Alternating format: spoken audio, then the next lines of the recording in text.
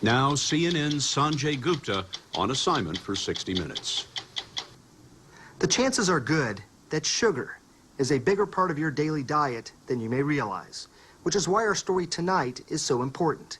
New research coming out of some of America's most respected institutions is starting to find that sugar, the way many people are eating it today, is a toxin and could be a driving force behind some of this country's leading killers, including heart disease. As a result of these findings, an anti-sugar campaign has sprung up, led by Dr. Robert Lustig, a California endocrinologist, who believes the consumption of added sugars has plunged America into a public health crisis. Is sugar toxic? I believe it is. Do you ever worry that it just sounds a little bit over the top? Sure, all the time. But it's the truth. Dr. Robert Lustig is a pediatric endocrinologist at the University of California, San Francisco, and a pioneer in what is becoming a war against sugar. Deep breaths. Motivated by his own patients, too many sick and obese children, Dr. Lustig has concluded that sugar, more than any other substance, is to blame. What are all these various diseases that you say are linked to sugar? Obesity, type 2 diabetes, hypertension, and heart disease itself. Lustig says the American lifestyle is killing us. And most of it, you say, is preventable. 75% of it is preventable.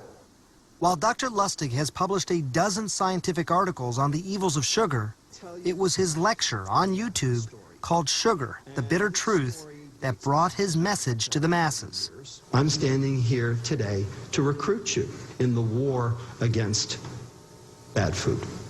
By bad food, Dr. Lustig means the obvious things, such as table sugar, honey, syrup, sugary drinks, and desserts, but also just about every processed food you can imagine, where sugar is often hidden.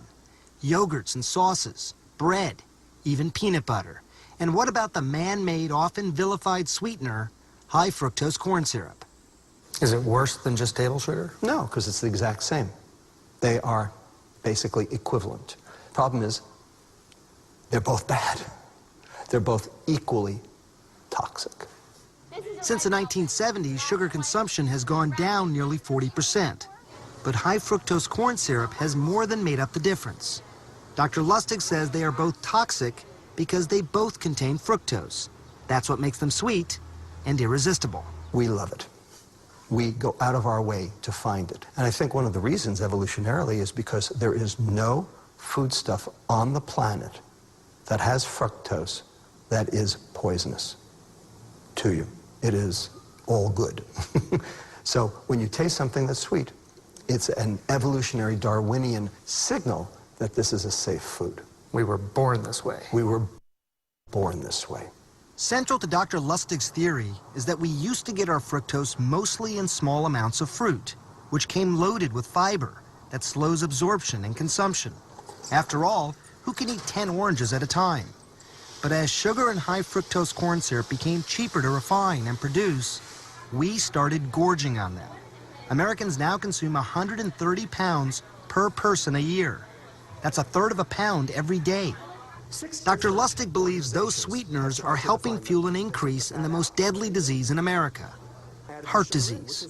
For years, he's been a controversial voice. Here is our oral isotope. But now studies done by Kimber Stanhope, a nutritional biologist at the University of California, Davis, are starting to back him up. She's in the middle of a groundbreaking 5-year study which has already shown strong evidence linking excess high fructose corn syrup consumption to an increase in risk factors for heart disease and stroke. That suggests calories from added sugars are different than calories from other foods. The mantra that you hear from most nutritionists is that a calorie is a calorie is a calorie. And I think the results of the study showed clearly that is not true. Stanhope's conclusions weren't easy to come by. Nutrition studies are expensive and difficult. Stanhope has paid groups of research subjects to live in this hospital wing for weeks at a time, under a sort of 24-hour lockdown. They undergo scans and blood tests. Every calorie they ingest meticulously weighed and prepared. They're never out of our sight. So we do know that they are consuming exactly what we need them to consume. And they're not sneaking Any candy bars on the side. Yeah, exactly. For the first few days, participants eat a diet low in added sugars, so baseline blood levels can be measured. So remember, you guys have to finish all your Kool-Aid. Then 25% of their calories are replaced with sweetened drinks. And Stanhope's team starts drawing blood every 30 minutes around the clock. And those blood samples, they revealed something disturbing. And what are you starting to see? We found that the subjects who consumed high fructose corn syrup had increased blood levels of LDL cholesterol and other risk factors for cardiovascular disease How quickly did these changes occur? within 2 weeks.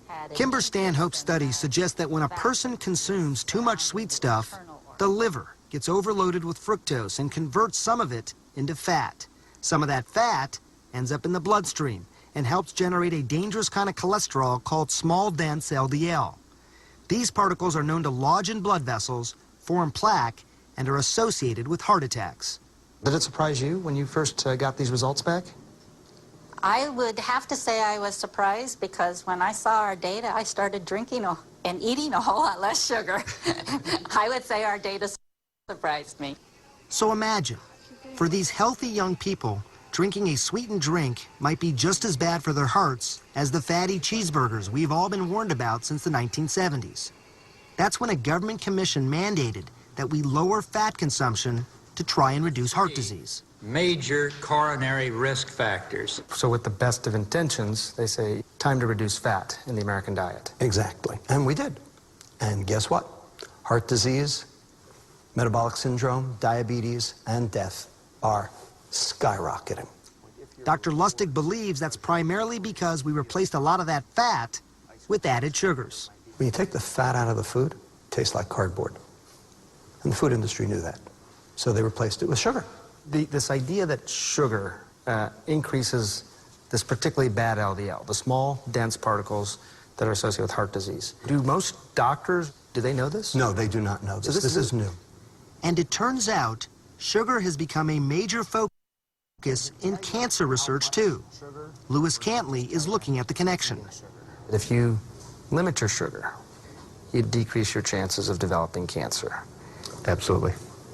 Cantley, a Harvard professor and the head of the Beth Israel Deaconess Cancer Center, says when we eat or drink sugar, it causes a sudden spike in the hormone insulin, which can serve as a catalyst to fuel certain types of cancers.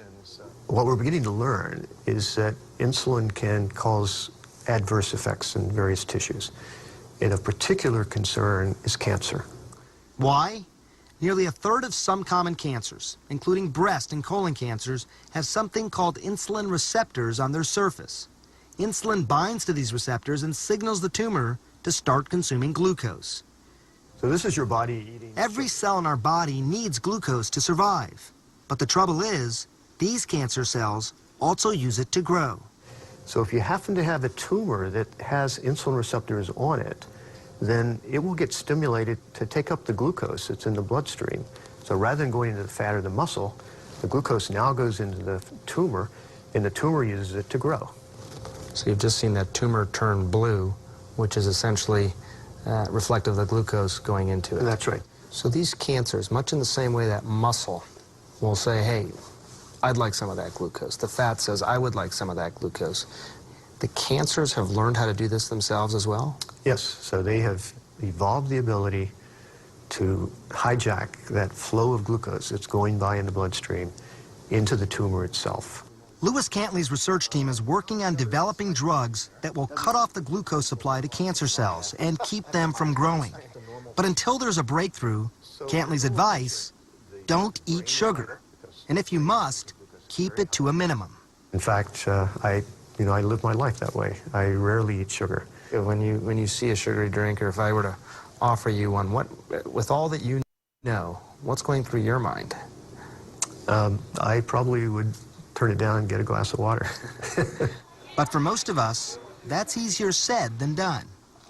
Turns out sugar is much more addictive than I think we had sort of realized early on. Eric Stice, a neuroscientist at the Oregon Research Institute, is using functional MRI scanners to learn how our brains respond to sweetness. Sugar activates our brain in a special way that's very reminiscent of drugs like cocaine. That's right. cocaine. All right, let's give it a shot. I climbed into the MRI scanner to see how my brain would respond. That's a straw that's been rigged to deliver a tiny sip of soda into my mouth. Stay as still as you can, okay?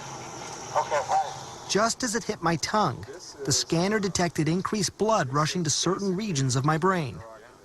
In these images, the yellow areas show that my reward region is responding to the sweet taste. Dopamine, a chemical that controls the brain's pleasure center, is being released, just as it would in response to drugs or alcohol.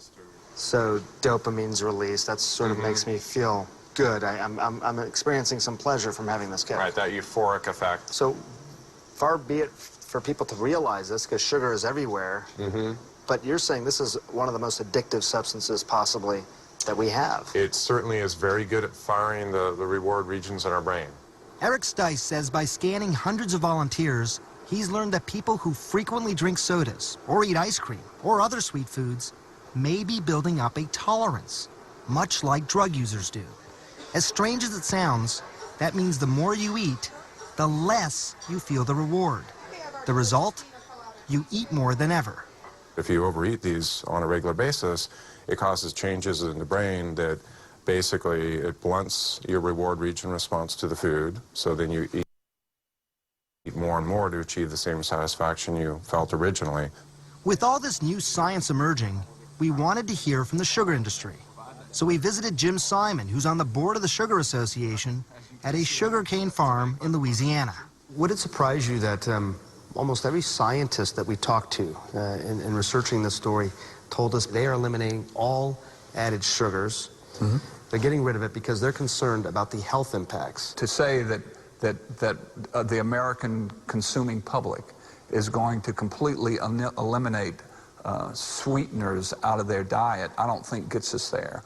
Simon cautions that eliminating sugar wrongly vilifies one food, rather than working toward the long-term solution of reducing calories and exercising. You know, a lot of people, Jim, are saying that sugar is different. It is bad for your heart and causing a lot of the problems that we are talking about. It is addictive, and in some cases might even fuel cancers. What would you, I mean, you've looked at this. You must have looked at some of these studies. What do you say about that? Science is not completely clear here. But some of these studies exist. I mean, what is a consumer, what are they to make of all that? Well, I would say to them that they've got to approach their diet in balance. Dr. Robert Lustig agrees. We need a balanced diet. But his idea of balance is a drastic reduction in sugar consumption. To that end, he co-authored an American Heart Association report recommending men should consume no more than 150 calories of added sugars a day, and women just 100 calories. That's less than the amount in just one can of soda. Ultimately, this is a public health crisis. And when it's a public health crisis, you have to do big things, and you have to do them across the board. Tobacco and alcohol are perfect examples. We have made a conscious choice that we're not going to get rid of them, but we are going to limit their consumption. I think sugar belongs in this exact same wastebasket.